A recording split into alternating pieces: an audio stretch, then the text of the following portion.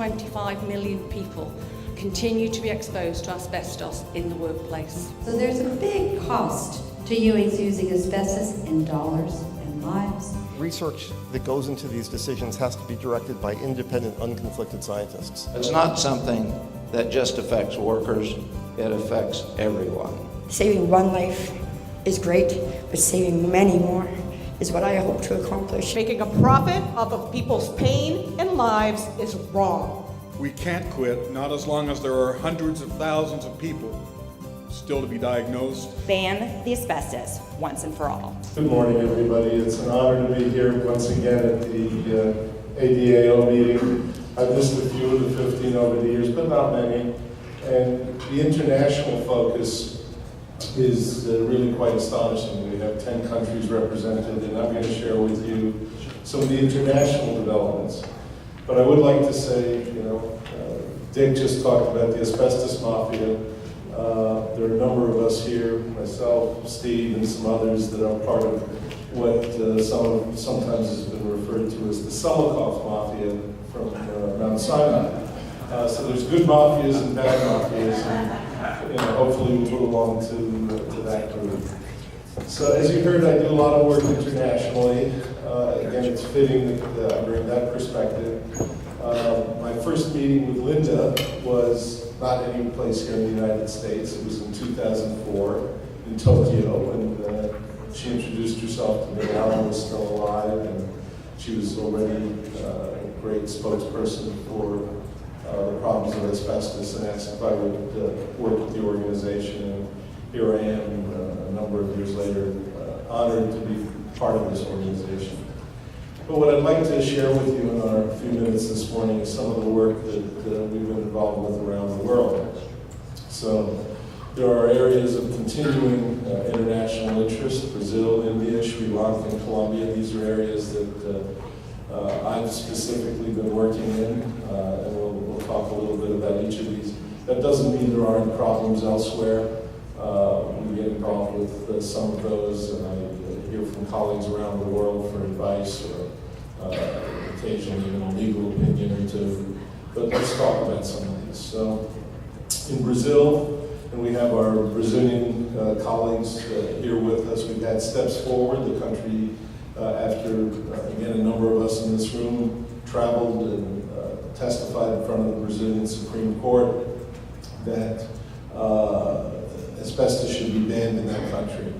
Unfortunately, politics can change things, and so we have a situation now where the new government there seems to take a more Trumpian view of the world, and the fight against asbestos may be delayed, and it may not be quite as simple as it has been in the past. But Brazil should be honored in a way that made it the first, because it was the first country that banned asbestos while they still had active mines.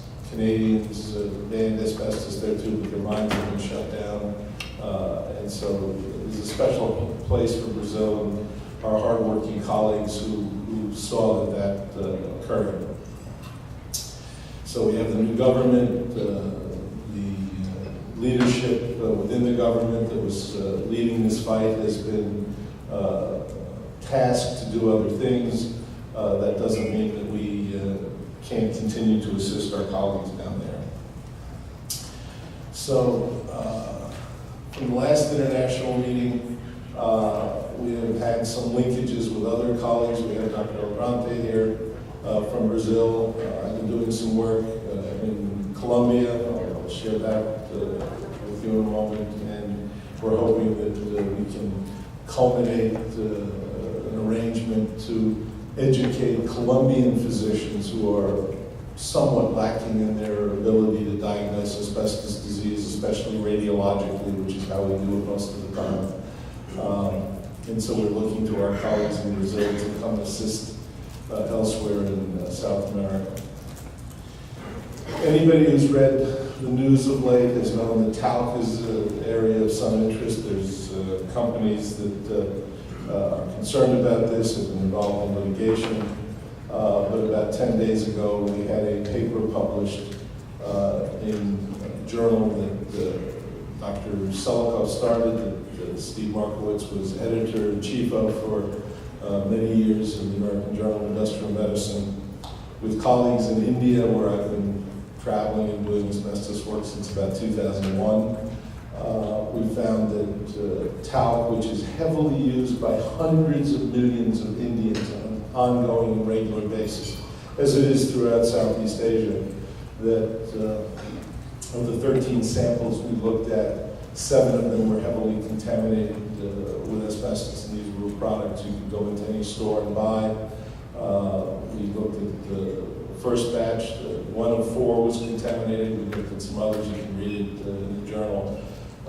And we have our colleague Gopal here from India, and we're hoping that that paper will help move the fight in India forward against asbestos. So it's a big issue in India and all of Southeast Asia, and of course other parts of the world, but the use there is quite large. And even years ago, a Pakistani colleague shared with us that there was really a very high rate of ovarian cancer in women in Pakistan, and some of it may be related to past and ongoing talc use.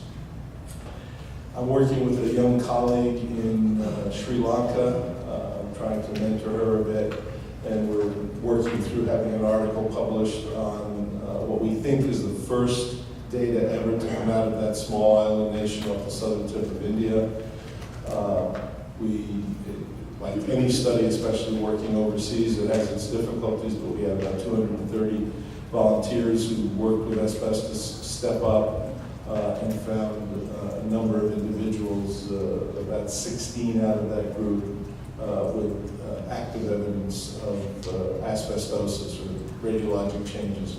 What was important is most of those individuals were people who were either demolition workers or who had done tsunami cleanup back in 2004 after the devastating tsunami. And just as Dick Lemon showed you the devastation in Missouri of tons of asbestos being picked up, what this means is people who clean up or after tornadoes, cyclones and such, or people who do demolition work, it's a potentially serious problem. So we had the problem, Dr. Selikoff used to talk about the waves, so we had the people who mined it, then we had people who made products, then we had people who put it in place, and now we're going to have disease of people taking it out of place.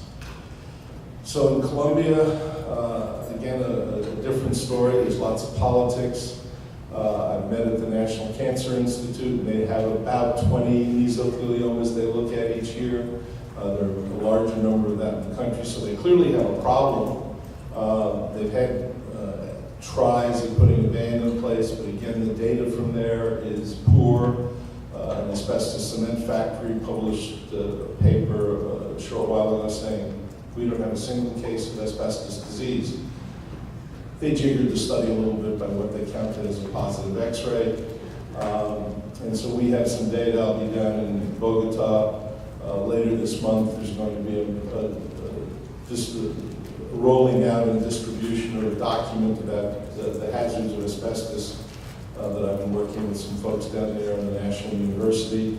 And then we hope to go back later this year and educate with our Brazilian colleagues, the Colombian physicians, to better understand how to diagnose asbestos disease in that country. But again, we found about the usual percentage. In this case, it was about